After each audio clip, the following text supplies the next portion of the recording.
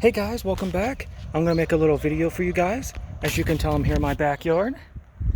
It's really nice, actually pretty big. So I'm gonna show you guys a bit closer up here. This is our poblano pepper. You can see our little sign right there. And then this one over here is a serrano pepper, and that's our little sign over there too. If you look over here, these little green leaves, these are our radishes we just planted here a couple weeks ago. Good couple rows.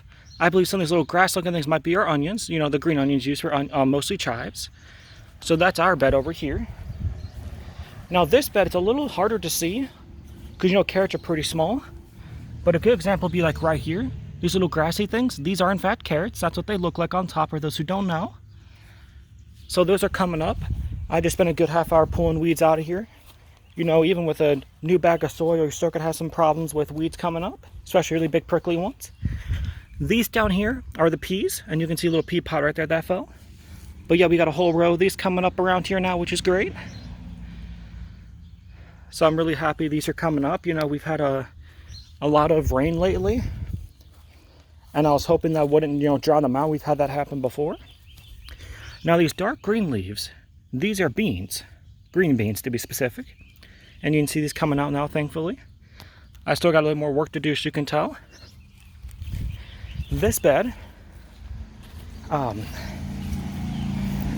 are they? I believe we have some up yet, maybe not. But this bed has our cucumbers in here. Oh, there they are. They're the tiny little leaves right here. These are cucumbers that are starting to pop up now. I know when they're young, it's really hard to tell what they look like. And there's some more. I don't know if you guys can see them, but little tiny leaves down there. These are our tomatoes that are coming up. The past year we planted these, I think they're not grape tomatoes or cherry tomatoes. It's another version like that. They're, you know, they start from being orange, or green, orange, and then red. They're not big ones. I've grown big ones before. Pretty good. The hard thing about tomatoes is that they can get too big. And of course they split open, bugs get into them, and we have nets and little fencing things we put around them so that they can be protected, especially when they grow a bit, you know, big, because, you know, tomatoes have vines, so they expand pretty quickly. These down here are potatoes. We have, you know, our 3 pots in here. The ones we're doing are called red singly potatoes. We got to go to a store to get those because a lot of people don't have them. But no, little education here for you guys real quick. So radishes, the key thing about radishes is that, as some don't know, they grow in the ground. But also you have to be very careful because not within a couple of weeks, radishes can grow, but they can also, like, you know, tomatoes, they can grow too big and split. And when they split, they're no good. So you have to be very careful with those. Now carrots are a little different. You know, you can tell when carrots are a bit hard to know when they're done. Because yeah, you can see the big tree part of it, right? I forget the actual scientific definition for it.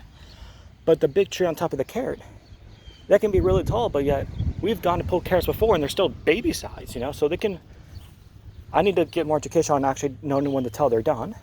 Sometimes if you can see the orange part of the carrot on top, that might be as simple as well. Now beans and peas are very similar because they both kind of grow on vines. But the green beans die a bit quicker actually, because, you know, they take more water. So they will die faster. So when you see them green, you pick them right away. A lot of times, you know, when we don't eat all of them during the summer, we'll put them in the freezer and eat those throughout the months. Same thing with peas. Like I said, they are growing on vines as well. You'll get to see that in future updates. I'll definitely make more as the time goes on. Now, cucumbers are very similar as well. Cucumbers also grow on vines. I mean, these big, long vines, and these cucumbers can get pretty big too. We tend to pick them when they're a bit smaller, so they're not as hard to work with. But again, I want the bigger ones. I do plan on pickling them. I did that a couple years ago. The next thing about tomatoes, they grow big. They have vines everywhere. We have some tomato plants coming up from the previous years. So that's the one benefit about tomatoes, is that they do regrow every year if you keep the seeds in the ground, like other vegetables and fruits. You know, I do have 2 planters up here. I'll show you guys what those look like in a second. And those planters have, I forget the name of the flowers. They're like multicolored, very pretty. And cilantro, dill, You know, cilantro, I love herb. I love that herb, especially in spice for chicken or Mexican food, whatever. A lot of people think cilantro tastes like soap. I don't blame them, it kind of does. And then I have dill as well. Like I said, 'cause I want to pickle some cucumbers this year. Let me see it. I have this for a couple years now.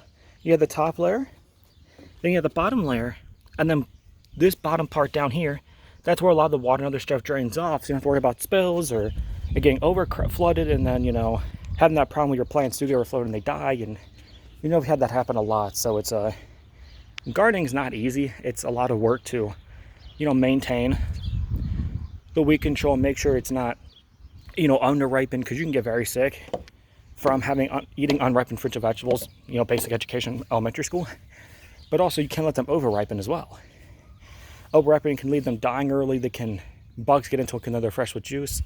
And that's the fun part with peppers and plants like that, is you can let them age so they're spicier and they get bigger too. So, you know, it's just a little fun part about that.